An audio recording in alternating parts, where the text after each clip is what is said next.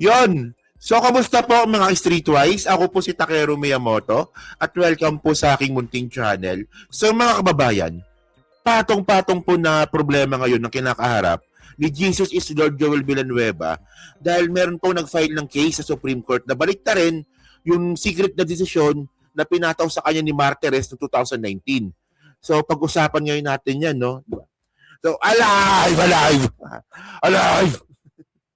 Sige. So ito yan ha. So ito galing tong ABS-CBN. So sabi dito. Okay. High school teacher Barry Tayam, has urged the Supreme Court to reinstate the 2016 decision of the Ombudsman Conchita Carpio Morales to dismiss Senator Joel Villanueva in connection with the alleged misuse of his Priority Development Assistance Fund when he was still a congressman. Oo. So naalala po natin no, na meron po kasing desisyon itong si Conchita Carpio Morales kay Joel Villanueva na perpetual disqualification po bilang para po sa paghawak ni Joel Villanueva. So ibig sabihin nun, dapat hindi na po pwedeng humawak ng public office si Joel Villanueva. Oo. So ang problema kasi dito mga streetways no, sa hindi lang pa nakakaalam, yung desisyon po na yan ni Conchita Carpio Morales na 2016, binaligtad po ni putang ina Martires po na yan ng sikreto na wala tayong alam. Oh, so ngayon na tuloy natin yung yung mga slides dito, no? Sabi pa dito. So ito 'yun eh. So ito po yung si Barry Tayam nga to, no? So ito po yung yung motion to leave to file and admit petition in intervention for review. So ito po yung kaso nga po na final ngayon ni Barry Tayam na review para po sa kaso nga ni Joel Villanueva. Oo. So ano ba nangyari dito? 'Di ba? Ito no, meron siya, may copy tayo dito. So ano ba nangyari dito mga kababayan? Ang nangyari dito kasi ito in 2016, Ombudsman Carpio Morales found Villanueva guilty of grave misconduct, serious dishonesty, and conduct a prejudicial to the interest of service for the alleged misuse of the PDAP. Yung PDAP, yung porparel, when he was a party list representative, yung sa SIBAC. Oo. So, ang nangyari po kasi, meron po kasing ginawa si Joel Villanueva sa kanyang PDAP na napatunayan nga pong ninakaw niya. Oo, gamit nga po ang isang peking NGO. Diba? Lupit no? Oh. Ito yung sabi ni Carpio.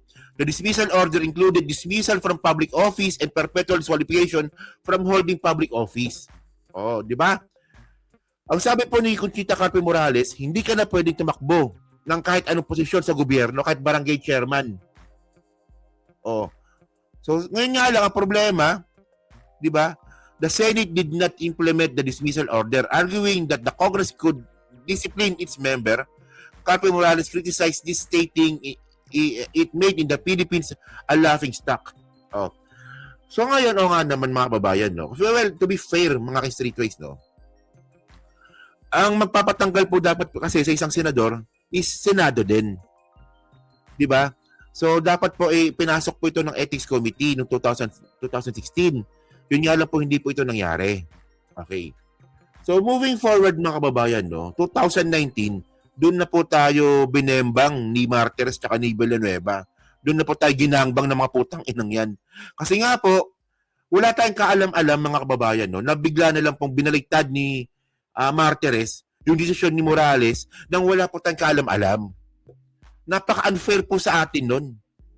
O for example, mga kababayan, ito walang nakakaalam na si Joel Villanueva na nga po not guilty na pala sa kasong ito.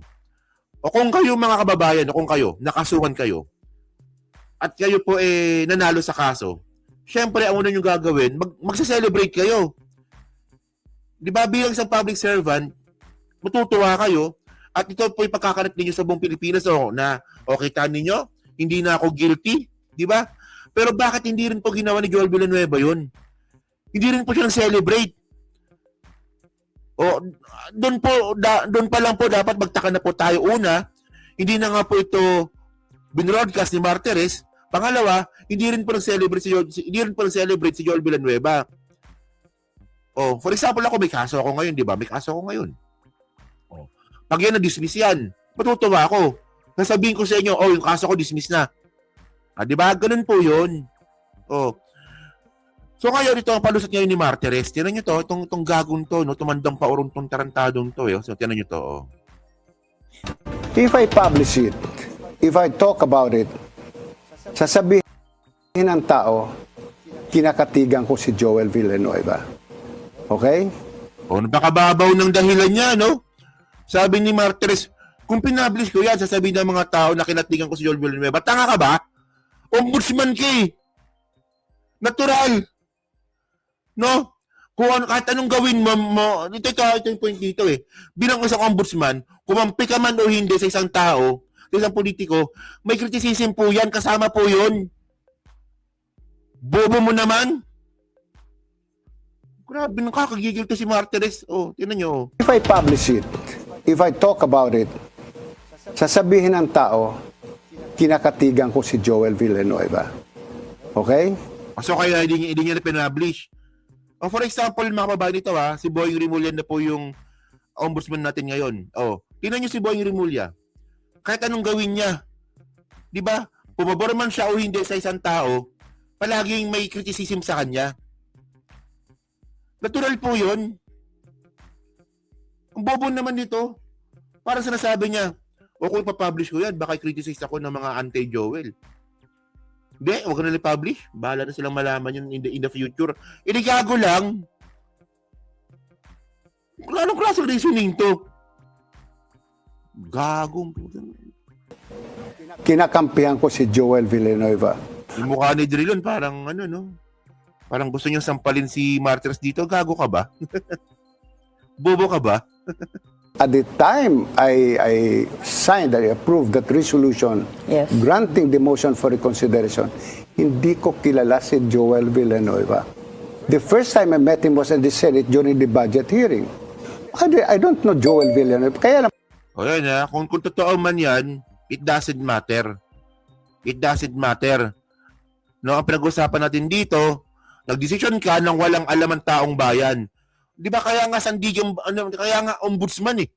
Kaya ka nga ombudsman eh, tanod bayan ka eh. Tapos yung desisyon mo tinago mo sa amin. Ganyan po talaga pag-aaso ni Digong no? Wala ring utak, no?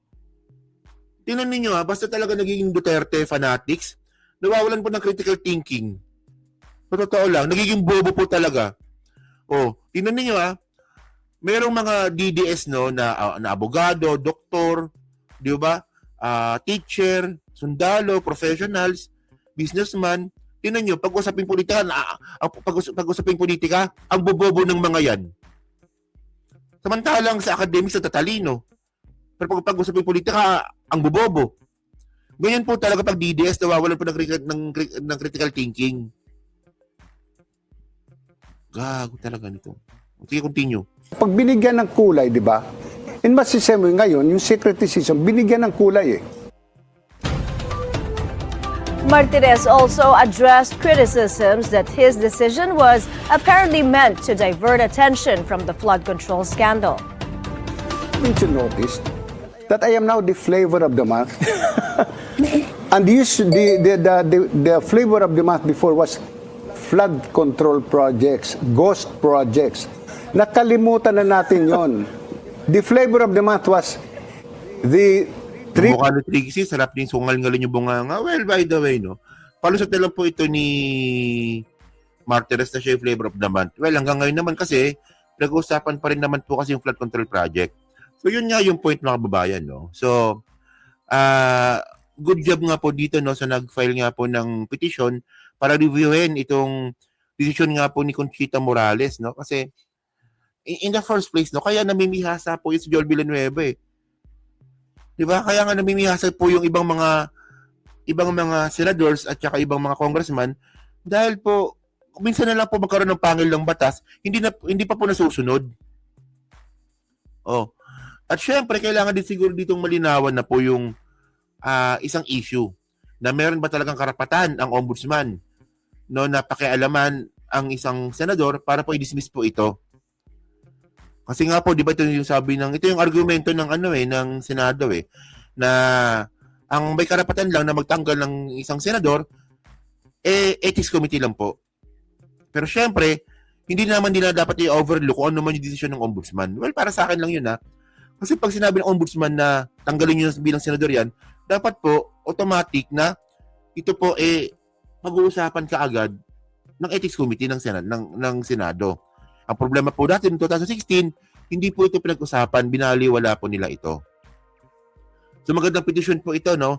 Magkakaroon po ito ng kaliwanagan kung ano ba talaga ang papel ng ombudsman sa Senado. Di ba? Pero sa akin lang po kasi, ang importante po kasi para sa akin is accountability. Ayun po pinaka-importante. Hindi lang po sa akin, pati rin po sa inyo, sa bayan ng Pilipino, na si Joel Villanueva lang nga po guilty ng ombudsman sa pagnanakaw po sa PDAF.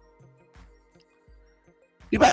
Dapat, doon pa lang, meron na accountability. Yun nga lang, medyo nagkait po sa atin ito ng Senado noong 2016. Di ba? So yun mga streetwise, no? So kayo po, no, masabi nyo nga po dito sa pag-file nga po ng petition to review dito nga po sa kaso ni Joel Villanueva sa ombudsman. So kayo ba, naniniwala ba kayo na posibleng kumampi ang Supreme Court kay Joel Villanueva? Diyos ko, parang kay Sara lang, no? DDS Yeah, Joel Villanueva, DDS yan si Leonen, DDS yun. Diba? Ang daming reports, no? Na si Leonen talagang nung impeachment kinausap ni Bongo para babuyin nga po yung impeachment complaint. Diba? May mga ganyan-ganyang usapin po, diba? So yun, no? So yun mga kababayan, no? So syempre, yan, no? So dyan po, no?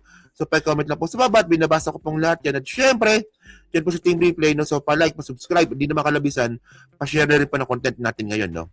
So thank you mga kababayan, kita na lang ulit tayo sa susunod nating content. So thank you, salamat and babush.